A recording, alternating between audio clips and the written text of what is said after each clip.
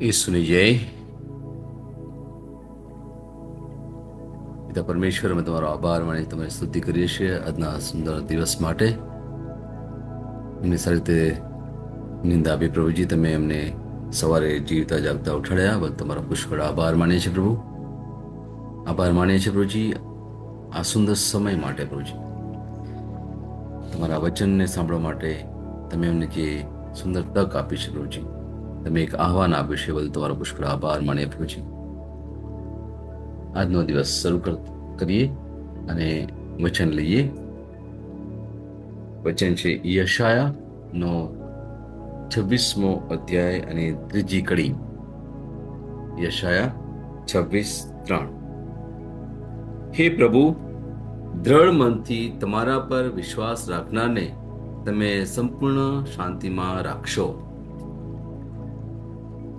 આજનો વિષય શાંત જાગૃત મન. અને આજનું જે વચન આપણને જે કહે છે એ પ્રમાણે કે 3 બાબત મુખ્યત્વે આપણે અહીંયા જોઈએ છીએ. એક છે સંપૂર્ણ શાંતિ, અને એ સંપૂર્ણ શાંતિ આપણે જોઈએ ત્યારે એની અંદર એક મૂળ હિબ્રુનો એક શબ્દ છે, એ છે શાલોમ. અમારી જે જે પ્રાર્થના છે, જે ઘોષણા અમે કરીએ છીએ, એમાં છેલ્લે ઘણા લોકો શબ્દ લખે છે શાલોમ. કે અમારી જે પ્રાર્થના છે, હું ગુજરાતીમાં કરું છું, એ રીતે ઘણી બધી દુનિયાની ઘણી બધી ભાષાઓમાં આનું ટ્રાન્સલેશન થયેલું છે, અને ઘણા લોકો એમની પોતાની ભાષામાં આ જે ઘોષણા સાંભળે છે અને એની પર પ્રાર્થના પણ કરે છે. અહીંયા મેં ઈસુની જય એવું લખ્યું છે, કારણ કે આપણા માટે બહુ જ કોમન શબ્દ છે, અને એનાથી આપણે એકબીજાને આપણે સંબોધીએ છીએ. શાલોમ શબ્દ એ બતાવે છે શાંતિ, કે જિંદગીની જે કઠિન પરિસ્થિતિમાં શાંતિનો અનુભવ થવો. કારણ મારી જે લડાઈ છે એ ઈસુ લડે છે, અને તેથી મારે કોઈ ચિંતા કરવાની નથી. હવે આ જે મેં તમને વાત કરી, મારી લડાઈ ઈસુ લડે છે, કદાચ ઘણા લોકોના માટે આ નવું હશે. કદાચ વર્ષો સુધી તમે આ બાબત સાંભળી નથી. મારી લડાઈ ઈસુ લડે, એ ક્યાં લખેલું છે? એની સાબિતી શું છે? કારણ કે અત્યાર સુધી તો મારી લડાઈ હું પોતે લડ્યો છું. અમારી લડાઈ મને ઘણીવાર લડતા પણ નથી આવડતું, અને મેં મારા મન ફાવે એવી રીતે મારા જિંદગીની લડાઈઓ લડી છે. મેં મારા શું કે મારી ક્ષમતાથી આ લડાઈઓ લડી છે. પણ આજે આપણે એક નવી બાબત જોવાના છીએ, અને વચનો દ્વારા મેં તમને શરૂઆતથી કહ્યું પ્રમાણે આપણે જે વાત કરીએ છીએ એ ફક્ત વચનોને લઈને જ વાત કરીશું. આપણે વચનોની બહારની કોઈ પણ વાત નથી કરવાના. અને એટલા માટે ઘણીવાર એવું થાય છે કે જ્યારે વચનની આપણને ખબર નથી હોતી, એટલે અમુક બાબતો અજુગતી લાગતી હોય, આપણને આપણે માટે અજાણ લાગતું હોય. કારણ કે વર્ષો સુધી જે પ્રકારનું જ્ઞાન આપણને મળેલું છે એમાં ઘણી બધી ભેળસેળ થયેલી છે. મને માફ કરજો આજે મને કહું છું, કારણ કે ઘણી બધી એવી બાબતો આપણા મનમાં મૂકવામાં આવી છે જ્યાં બાઇબલને અનુરૂપ નથી. એ મારે અહીંયા તમને કહેવાની ઈચ્છા છે. કારણ કે આપણું જે મુખ્ય જે કહેવાય ને કે મુખ્ય ગ્રંથ છે એ છે બાઇબલ, પવિત્ર શાસ્ત્ર. અને એ શાસ્ત્રની અનુરૂપ જો બાબતો ના હોય તો આપણે ક્યાંક ને ક્યાંક ખોટા પડીએ છીએ, ક્યાંક ને ક્યાંક આપણે ઊણા ઉતરીએ છીએ મારા વાલાઓ. એટલે દુનિયાનો વ્યવહાર અને ઈશ્વરીય વ્યવહાર, આ બંનેમાં ઘણો ફરક છે મારા વાલાઓ. અને એટલા જ માટે અહીંયા હું જ્યારે તમને કહું છું કે ઈશ્વર મારી લડાઈ લડે છે, મારી જિંદગીમાં જે કંઈ થઈ રહ્યું છે એનું બધું જ્ઞાન પરમેશ્વરને છે. મારું મારું જે અંદર ચાલી રહ્યું છે, મારા મનની વાતો, મારા દિલની વાતો, એ ઈશ્વરને ખબર છે.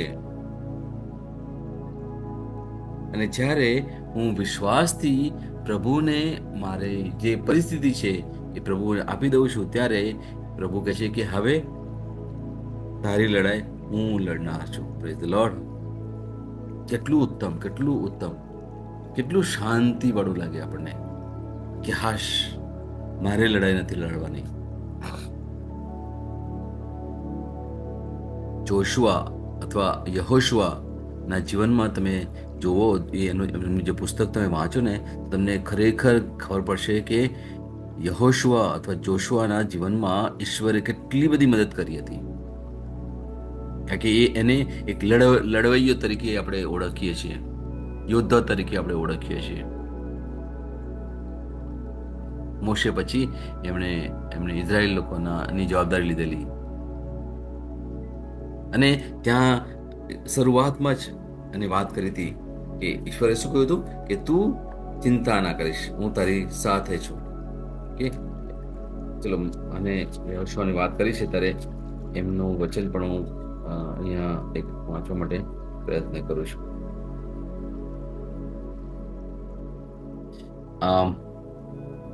જો યહોશુઆનું પુસ્તક એનો 1 અધ્યાય અને 5મું વચન લઈએ. ઓકે, 5મું 6 પણ લઈએ. ઓકે, યહોશુઆ, તને તારા જીવન પર કોઈ હરાવી શકશે નહીં. જેમ હું મોશે સાથે હતો તેમ હું તારી સાથે રહીશ. હું સદા તારી સાથે રહીશ અને તને કદી તજી દઈશ નહીં. બળવાન તથા હિંમતવાન થા, કારણ આ લોકના પૂર્વજોની આગળ મેં ખાધેલા સોગંદ પ્રમાણે આ દેશનો કબજો સંપાદન કરવામાં તારે તેમના આગેવાન બનવાનું છે. આગળ 1-2 વચનો પણ વાંચું, જેથી તમને ખબર પડશે કે જો પરમેશ્વર યહોશા સાથે હતા અને શું વાત કરી હતી. 7મું વચન કહે છે, માત્ર એટલા જ કે તું બળવાન તથા હિંમતવાન થા, અને મારા સેવક મોશે તમને આપેલા નિયમ પૂરેપૂરો પાળવાની તું કાળજી રાખ. તારે એમાંથી લેશ માત્ર ચલિત થવાનું નથી. એમ કરીશ તો તું જ્યાં કંઈ જશે ત્યાં સફળ થશે. કેટલું સુંદર વચન છે, કેટલું સુંદર વચન છે. પરમેશ્વર સત્તા આપે છે, પરમેશ્વર એને હુકમ આપે છે કે તું ફક્ત મારી પર ભરોસો રાખ, મારી પર વિશ્વાસ રાખ. શું કે છે? તું બળવાન તથા હિંમતવાન થા. ઘણીવાર આપણે જીવનમાં નાસીપાસ થઈએ છીએ, આપણે હતાશ થઈ જઈએ છીએ, આપણે ગુસ્સો કરીએ છીએ, દુઃખી થઈ જઈએ છીએ, રડીએ છીએ, નિરાશ થઈ જઈએ છીએ. કેમ? કારણ કે આપણને આ સત્યની ખબર નથી. મારા વાલાઓ, પરમેશ્વરે એક વચન કહ્યું છે કે મારા લોકો અજ્ઞાનના લીધે મરી ગયા. બહુ ચોખ્ખી વાત કરી છે. મારા વાલો, આપણે શું કરીએ છીએ? આપણે જ્ઞાન મેળવવા માટે પ્રયત્ન કરીએ છીએ. આ દુનિયાની જે લડાઈઓ છે એને આપણે પ્રભુના વચનના દ્વારે આપણે લડવાની છે, આપણા દ્વારા નહીં, આપણી મરજી પ્રમાણે નહીં. આપણા જીવનમાં શું થાય છે? મનમાં શું ચાલી રહ્યું છે? ગુસ્સો છે, દુઃખ છે, ઘૃણા છે, લોકોના પ્રત્યે ઈર્ષા છે, શંકા છે, ડર છે. કેવી કેવી બાબતો આપણા મનમાં ચાલી રહી છે દિવસ દરમિયાન. આપણે સવારથી રાત સુધી દેખો કેવા કેવા મનમાં વાતો લઈને આપણે ફરતા રહીએ છીએ, ચાલી રહ્યા છે. એટલે સુધી કે આપણે કોઈની સાથે વાત કરવા પણ તૈયાર નથી થતા.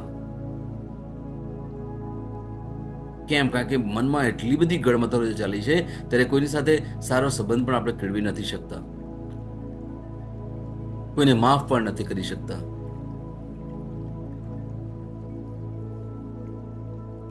કારણ કે પેલો શૈતાન તમને ઈસુ જેવું જીવન જીવવા માટે પ્રેરતો નથી, અથવા ઈસુ તરફથી આપણે દૂર હટાવવા માટે પ્રયત્ન કરે છે. આપણા મનમાં એવી એવી બાબતો ઘુસાડી દે છે, એવા એવા દુર્ગુણો ઘુસાડી દે છે, જેથી આપણે પ્રભુમય જીવન જીવી ના શકીએ. આપણે રોજનું સ્ટ્રગલ છે. આપણે રોજના જે કહીએ ને લડાઈઓ તો લડીએ છીએ, એટલા માટે આપણે એક મોટો સરસ વિષય લીધો છે, મન એક યુદ્ધ ભૂમિ. રોજની એક એક એક કહેવાય ને કે ચેલેન્જ છે આપણા માટે.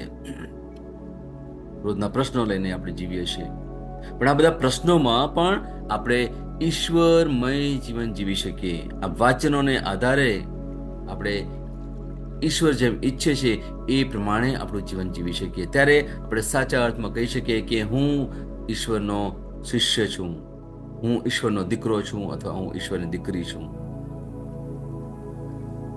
નહીં તો દુનિયામાં તો લોકો જીવે છે, લોકો પુષ્કળ ઘણું બધું સારું જીવન છે. સારું એટલે કે દુનિયાની રીતે સારું, પૈસા કમાવા, મોટું ઘર હોવું, મોટી ગાડી હોવી, સારું બેંક બેલેન્સ હોવું, ખાવું પીવું, ઘણા લોકોની સાથે સંબંધો, ઘણું બધું છે. પોતે સક્ષમ થઈ જાય છે, દુનિયામાં મારી પાસે બધું છે, મને કોઈની જરૂર નથી, આવું એક વલણ ધરાવતા લોકો પણ છે.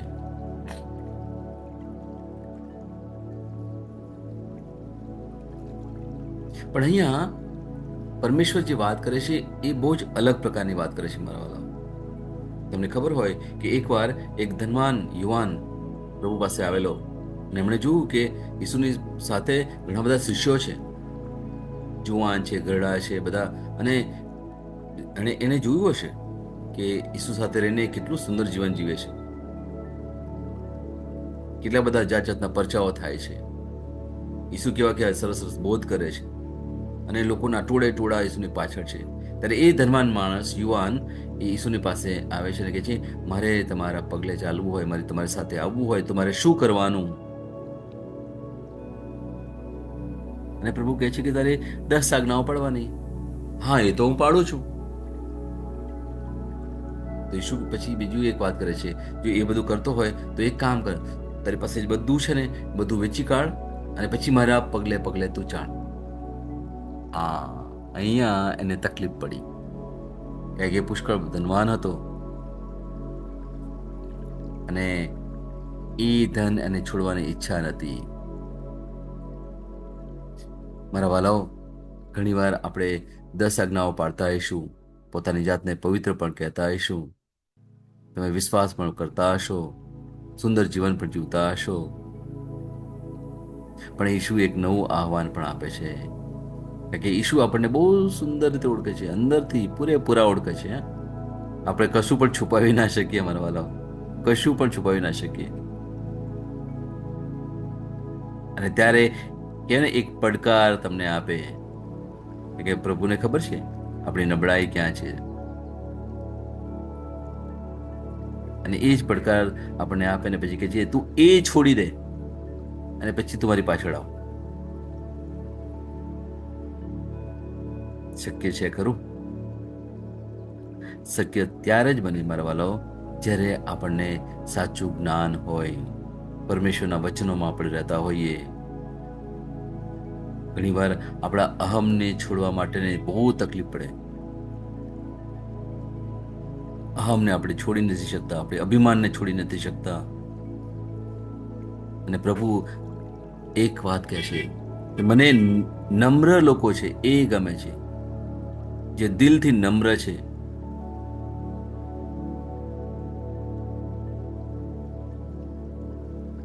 વાલાઓ, જે આપણે વાત કરીએ છીએ આ પડકારરૂપ છે,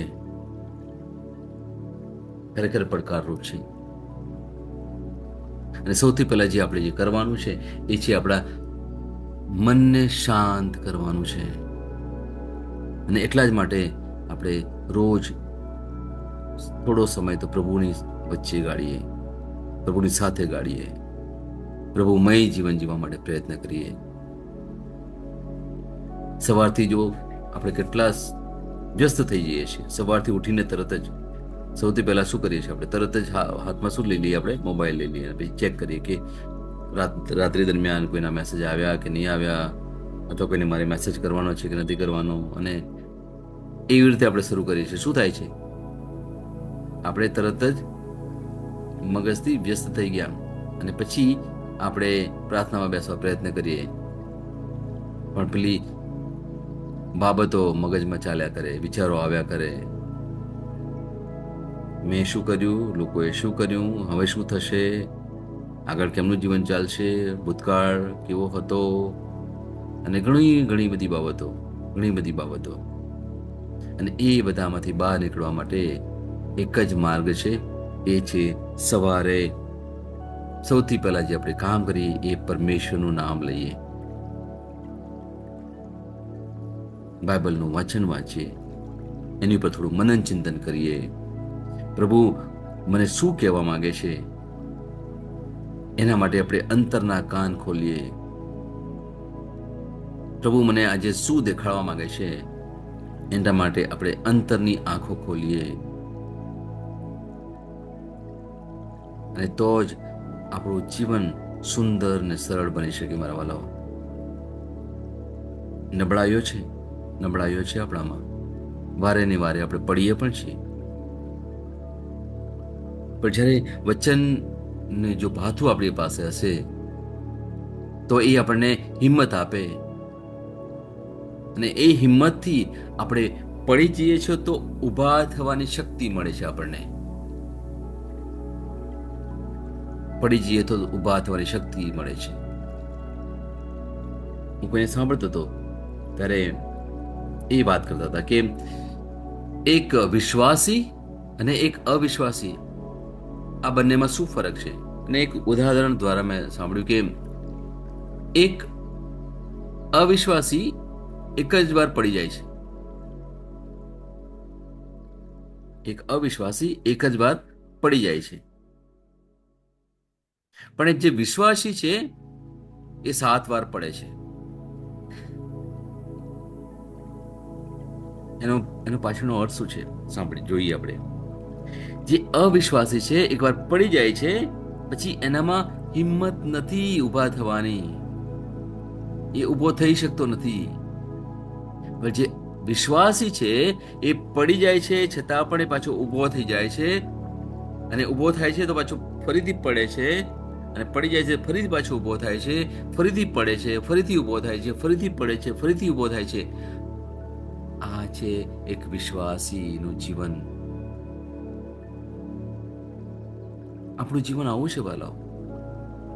આપણે પ્રયત્ન કરીએ છીએ સારું જીવન જીવવા માટે, અને છતાં પણ આપણે પડી જઈએ છીએ. કશો વાંધો નહીં.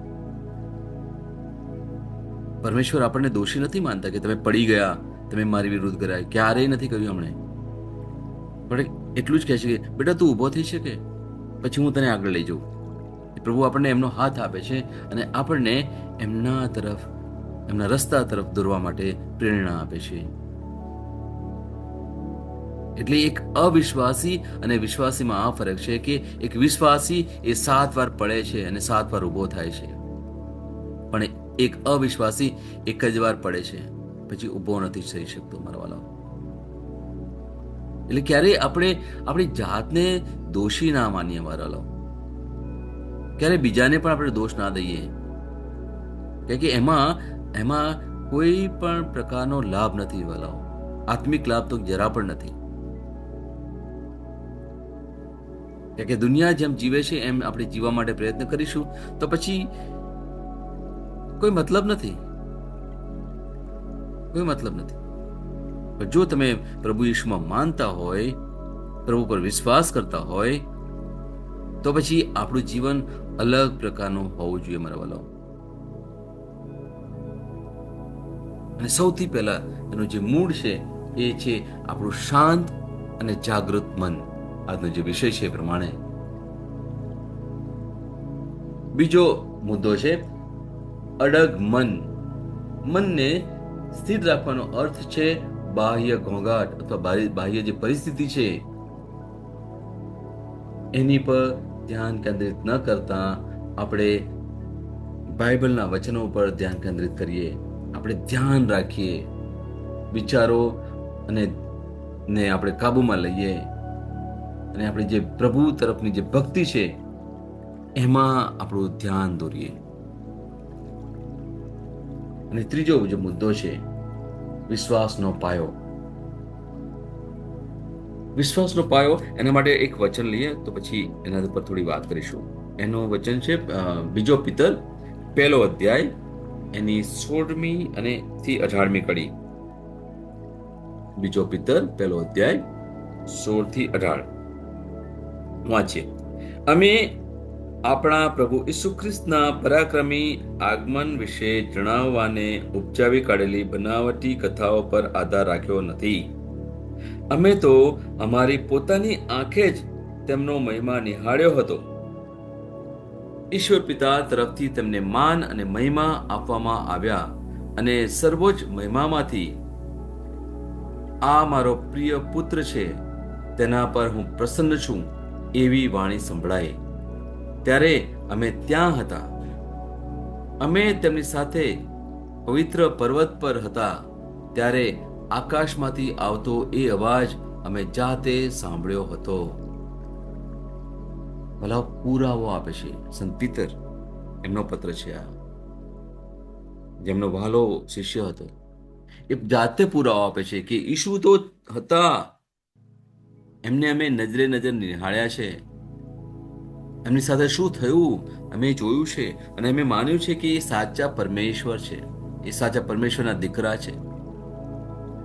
એક પરમેશ્વર માનવ બનીને પૃથ્વી પર આવ્યા હતા,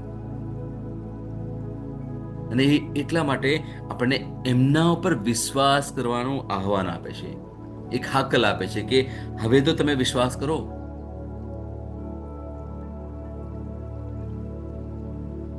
પ્રભુમાં શાંતિ એ વિશ્વાસને દર્શાવે છે અને ચિંતાના ભારને દૂર કરે છે. મારા વાલાઓ, આપણું મન કેટલું શાંત છે, આપણે વિચાર કરવો રહ્યો. આપણા મનમાં જાત જાતની ગળમતલો ચાલતી હશે, જાત જાતના વિચારો ચાલતા હશે, તો પછી આપણે વિચારવું પડશે કે ખરેખર મને પ્રભુમાં વિશ્વાસ છે કે કેમ. મારું ચર્ચમાં જવું, પ્રાર્થના કરવી,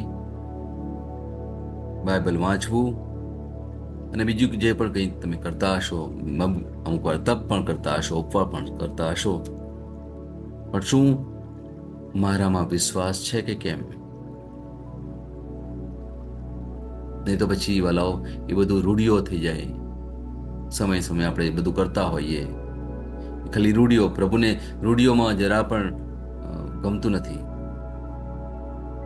પ્રભુ એક જ વસ્તુ માંગે છે કે તું મારા દીકરા પ્રભુ ઈસુમાં વિશ્વાસ કરે છે કે કેમ. અને જ્યારે વિશ્વાસ આપણે કરતા હોય ને, ત્યારે આપણું મન ખરેખર શાંત થઈ જાય. અને એના માટે આપણે અમુક વચનો પણ જોઈશું. એટલે જ્યારે મન શાંત અવસ્થામાં રહે ત્યારે આત્મા કાર્યરત થઈ શકે. અને એના માટે આપણે ઘણા લોકો પ્રયત્ન કરતા રહે છે, દિવસો સુધી, વર્ષો સુધી પ્રયત્ન કરતા રહે છે ધ્યાનમાં બેસવા માટે. કારણ કે એક દિવસમાં તમે ધ્યાન તમારા વિચારો ઉપર અને તમારી જે પરિસ્થિતિ ઉપર કાબુ ના મેળવી શકો. એના માટે વર્ષોથી લોકો તપ કરે છે, વર્ષો સુધી લોકો ધ્યાન કરે છે. અને એક સમય આવે છે ત્યારે તમે એકદમ કહેવાય ને શૂન્ય થઈ જાઓ, ત્યારે આત્મા તમારા જીવનમાં કાર્યરત થઈ શકે. અને શૈતાનને ખબર છે, શૈતાનને આ બધી બાબતની ખબર છે. હું તો એટલે સુધી કહું છું કે શૈતાનને આખા બાઇબલનું જ્ઞાન છે. શરૂઆતથી અંત સુધી કદાચ આપણને પણ ખબર નથી, પણ શૈતાનને શબ્દ શબ્દ ખબર છે. અને ઘણીવાર એ શબ્દને લઈને એના ઊંધા અર્થ કરીને પણ તમને તમારી આગળ રજૂ કરશે. પછી કહેશે, જો બાઇબલમાં તો આવું લખ્યું છે. હું તમને કેવી રીતે કહું છું ખબર છે? કારણ કે જ્યારે ઈસુએ જાહેર જીવન શરૂ કર્યું એ પહેલા એમણે 40 દિવસ અને 40 રાત અરણ્યમાં ગાળી હતી. અને જ્યારે એ જાહેર જીવન શરૂ કરતા પહેલા એમની સાથે જે 3 વાર પરીક્ષણ આવ્યું, અને ત્યારે શૈતાન એમને વચનો દ્વારા ઈસુની આગળ વાત કરે છે. અને ત્યારે ઈસુ જ એમને એ જ વચનો દ્વારા એ શૈતાનને નાબૂદ કરે છે. અને ત્યારે પછી શૈતાનનું કશું ચાલતું નથી, શૈતાન ત્યાંથી જતો રહે છે. અને પછી એટલું સુધી લખ્યું છે કે એ નવી તક શોધતો રહેતો હતો કે ક્યારે ઈસુ કંઈક એવી ભૂલ કરે કે એવું કંઈક બોલે તો પછી હું એ સતાનની એવી યુક્તિ હતી કે હું ઈસુને પાડું. અને આવું જ કંઈક આપણા જીવનમાં પણ થાય છે મારા વાલાઓ. એટલા માટે સભાનતાની બહુ જરૂર છે. બાઇબલના વચનની બહુ જરૂર છે. જ્ઞાન મેળવવું બહુ જરૂર છે. બાઇબલ લખે છે ને કહ્યું એ પ્રમાણે કે મારા લોકો અજ્ઞાનના લીધે મરી ગયા. મારા વાલો, એવું નથી કે આપણી પાસે જ્ઞાન નથી. આપણી પાસે જ્ઞાન છે, પણ એ જ્ઞાનમાં કેટલા મજબૂત છીએ. કોઈ પણ પરિસ્થિતિ આવે અને છતાં પણ આપણે એ જ્ઞાનમાં મજબૂત રહીએ છીએ કે કેમ, એ મુખ્ય બાબત છે મારા વાલાઓ. એવું નથી આપણી પાસે જ્ઞાન નથી. જ્ઞાન છે વાલાઓ. રોજ અઠવાડિયે અથવા રોજ આપણને જ્ઞાન મળતું રહે છે. પણ જીવનની જે પરિસ્થિતિ છે, જીવનની જે હાડમારીઓ છે, એ સમયમાં આપણે મક્કમ ઊભા રહીએ છીએ કે કેમ, આપણે શાંત રહી શકીએ છીએ કે કેમ, કે પછી એ પેલા મનના જે વિચારો છે એ પ્રમાણે આપણે જીવન ચલાવી રહી શકીએ છીએ. આ બાબતથી આપણે સભાન થવાની જરૂર છે વાલાઓ. અને એટલા માટે મારે તમને એક બે વાત કરવી છે વચનો દ્વારા કે ઈસુ આપણી લડાઈ લડે છે. આપણા મનમાં જે કંઈ ચાલી રહ્યું છે એ ઈસુ આપણી લડાઈ લડે છે. આપણે જોઈએ, જો યોહાનનો 17મો અધ્યાય એની 20 અને 21 નીકળી જો શું કહે છે? હું ફક્ત તેમને માટે જ પ્રાર્થના કરું છું એવું નથી, પરંતુ જેઓ તેમનો સંદેશ સાંભળીને મારામાં વિશ્વાસ મૂકશે તેમને માટે પણ હું પ્રાર્થના કરું છું કે તેઓ બધા એક થાય. હે પિતા, જેમ તમે મારામાં વસો છો અને હું તમારામાં, તેમ તેઓ આપણામાં વસે, જેથી દુનિયા માને કે તમે મને મોકલ્યો છે. આ ઈસુની પ્રાર્થના છે. બીજું એક વચન લઈએ આપણે, હિબ્રુનો 7મો અધ્યાય અને એની 25મી કડી લઈએ. તેથી જેઓ તેમના દ્વારા ઈશ્વર પાસે આવે છે તેમનો પૂરેપૂરો ઉદ્ધાર કરવાને તે હર હંમેશ શક્તિમાન છે, કારણ એવા લોકો માટે ઈશ્વર સમક્ષ મધ્યસ્થી કરવા તે સર્વકાળ જીવે. અહીંયા દેખો, અહીંયા બહુ સરસ સુંદર વાત કરી છે કે જેઓ તેમના દ્વારા ઈશ્વર પાસે આવે છે. કોના દ્વારા? ઈસુ દ્વારા ઈશ્વર પાસે આવે છે. તેમનો પૂરેપૂરો ઉદ્ધાર કરવાને તે હંમેશા શક્તિમાન છે. ઈસુ હંમેશા શક્તિમાન છે. કોનો ઉદ્ધાર કરવા માટે? તમારા અને મારો ઉદ્ધાર કરવા માટે મારા વાલાઓ. આ હિબ્રુનો 7મો અધ્યાય અને 25મી કડી કહે છે પ્રમાણે. રોમનો 8મો અધ્યાય અને 34મી કડી જોઈએ મારા વાલો. બહુ સુંદર કહે છે અહીંયા પણ, ઈશ્વરે તેમને નિર્દોષ જાહેર કર્યા છે, તો પછી તેમને દોષિત કોણ ઠરાવે? ખ્રિસ્ત ઈસુ મરણ પામ્યા, સજીવન થયા અને હવે ઈશ્વરને જમણે હાથે બિરાજેલા છે. તે આપણા માટે ઈશ્વરને વિનવણી કરે છે. તે આપણે માટે ઈશ્વરને વિનવણી કરે છે. ઈસુ આપણે માટે ઈશ્વરને પ્રાર્થના કરે છે મારા વાલો. Praise the lord. કેટલી ઉત્તમ બાબત કહેવાય મારા વાલો. અને છેલ્લું એક વચન આપણે લઈએ, લુકનો 22મો અધ્યાય અને 31 અને 32મી કડી. લુક 22 અને 31 અને 32મી કડી. આ એક સમય છે જ્યાં ઈસુને કે જ્યારે દુઃખ સહન કરવાનું હતું, એમને બધા સમયે જોડાવાનું હતું, અને એ શરૂ થાય એ પહેલા એ એમનો જે વહાલો જે શિષ્ય છે સિમોન પિતર, એને એક ચેતવણી આપે છે કે ભાઈ તારી સાથે કંઈક એવું થવાનું છે કે તું મને નકારવાનો છે 3 વાર. એટલે અહીંયા એક વચન આપે પ્રભુ ઈસુ કહે છે એને કે સિમોન સિમોન સાંભળ, જેમ ઘઉંને ચાળવામાં આવે છે તેમ તમારી કસોટી કરવાની શૈતાને માંગણી કરી છે, પણ તારો વિશ્વાસ ડગી ન જાય તે માટે મેં તારા માટે પ્રાર્થના કરી છે. જ્યારે તું મારી તરફ પાછો ફરે ત્યારે તારા સાથી ભાઈઓને દ્રઢ કરજે. જો તમારા જીવનમાં કંઈક એવું ચાલી રહ્યું હોય તો માનજો કે તમે એક વિશ્વાસી વ્યક્તિ છો. પ્રભુમાં તમને બહુ જ પ્રેમ છે. પ્રભુ તમને પુષ્કળ પ્રેમ કરે છે. પ્રભુ તમને એક સુંદર અને મોટો આનંદ આપનાર છે નજીકના ભવિષ્યમાં. તમને આ બધી પરિસ્થિતિમાંથી બહાર કાઢવાના છે. એક ઊંડો વિશ્વાસ અને એક ઊંડી આશા સાથે તમારે જો જીવન તમે શરૂ કરવા માંગતા હોય તો ત્યાં એક આ પરિસ્થિતિ પણ આવી શકે જે બાઇબલ કહે છે પ્રમાણે કે શૈતાન એ ઈશ્વરની આગળ જઈને પરવાનગી માંગે છે તમારા માટે. શું પરવાનગી માંગે છે? તમને પરીક્ષણમાં નાખવા માટે, તમારી કસોટી કરવા માટે. કે પરમેશ્વર ક્યારે કોઈની કસોટી ના કરે, શૈતાન કસોટી કરે. અને પછી જોવા માંગે કે એ ખરેખર સાચા અર્થમાં તમારો સાચો દીકરો છે અથવા તમારી સાચી દીકરી છે કે કેમ. મારે પણ જોવું છે. એ શરૂઆતમાં તમે જોશો કે ઉત્પત્તિના ગ્રંથમાં પણ આ જ રીતે આદમ અને હેવા સાથે પણ આ જ થયું હતું. તમે યોબ વિશે તો જાણતા હોય તો યોબનો આખો ગ્રંથ પણ બહુ સુંદર મજાનો છે. તે શરૂઆતમાં તમે જોશો કે ત્યાં પણ શૈતાને પરમેશ્વર પાસે પરવાનગી માંગી કે તમારો, તમને લાગતું હોય કે આ તમારો બહુ જ વિશ્વાસુ વ્યક્તિ છે, મારે એની પરીક્ષા કરવી છે. અને પરમેશ્વર કહે છે કે સારું, પરીક્ષા કર. પણ એ પરીક્ષામાં પણ પરમેશ્વર એને સહાય કરે છે. અને પછી આપણે નવા કરારમાં પણ જોઈએ છીએ પ્રમાણે ઈસુ જ્યારે જાહેર જીવન શરૂ કરવાના હતા ત્યારે પણ પેલો શૈતાન ઈસુનું પરીક્ષણ કરે છે, પરીક્ષા કસોટી લે છે. અને પછી આગળ જોઈએ છે કે પિતર જે ઈસુનો વહાલો દીકરો હતો એમની પણ કસોટી થાય છે. મારા વાલાઓ,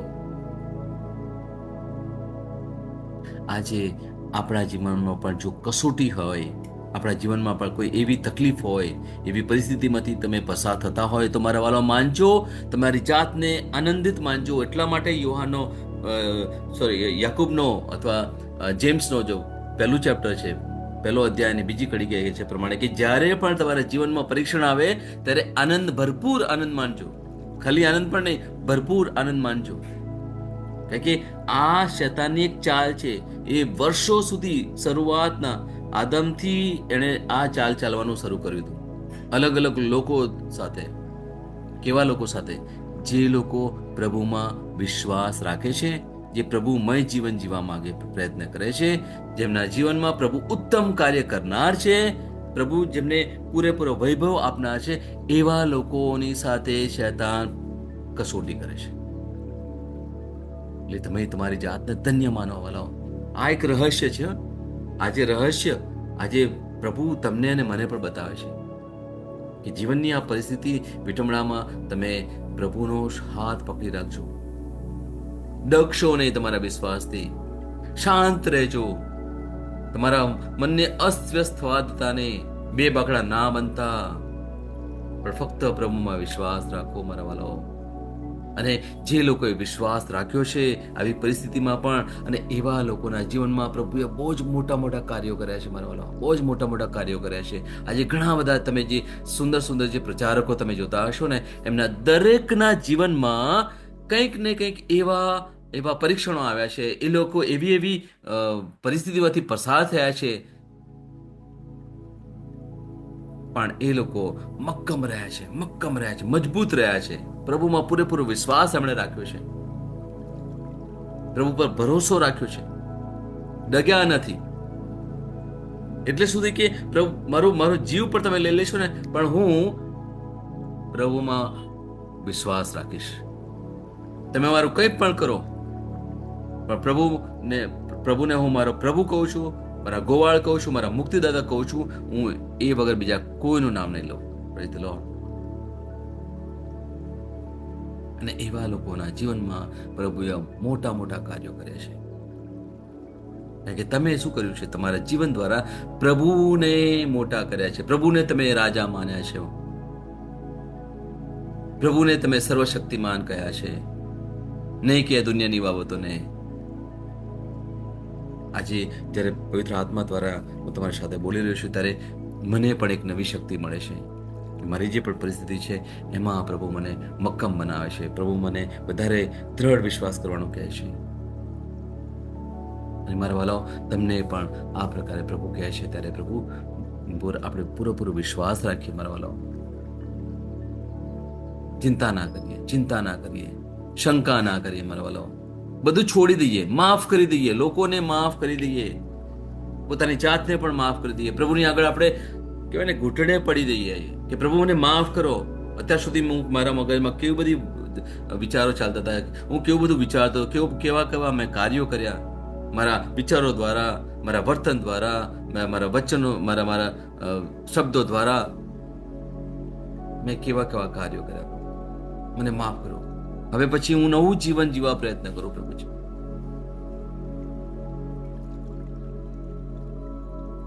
જ્યારે આ પ્રકારે આપણે જીવીએ છીએ મારા વાલો, ત્યારે પ્રભુ બહુ જ પ્રસન્ન થાય છે. પ્રભુ ઈશુને ખરેખર આનંદ એટલા માટે થાય છે કે જ્યારે એ આપણા માટે વિનંતી કરે છે પરમેશ્વરની આગળ, અને એ વિનંતી જ્યારે પૂરી થાય છે, એ પ્રકારે જ્યારે આપણે જીવીએ છીએ ત્યારે આપણે શું કરીએ છીએ? આપણે પ્રભુ ઈશુને આપણે સાથ આપીએ છીએ, એમને સહારો આપીએ છીએ, એમને સહકાર આપીએ છીએ કે પ્રભુ તમે જે પ્રાર્થના કરો છો મારા માટે, તો હું પણ એ પ્રાર્થના સાથે જોડાઉં છું. અને તમે પ્રાર્થના કરો છો એ પ્રાર્થના પૂરી થાય,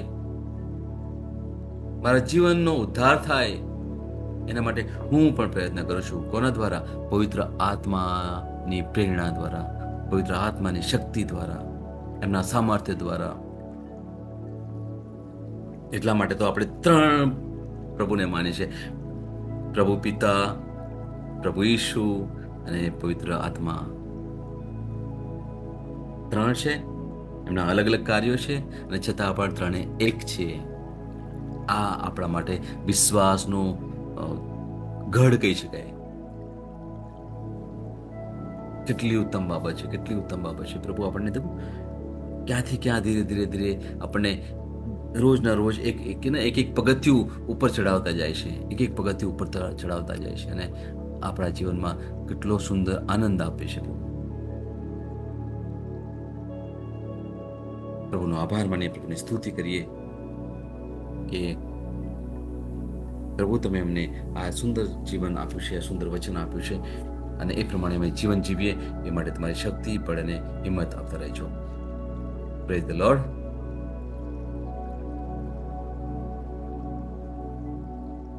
તમે એ રીતે બોલો કે અર્થપૂર્ણ રહે. બીજો દિવસ. વિશ્વાસ ઘોષણા.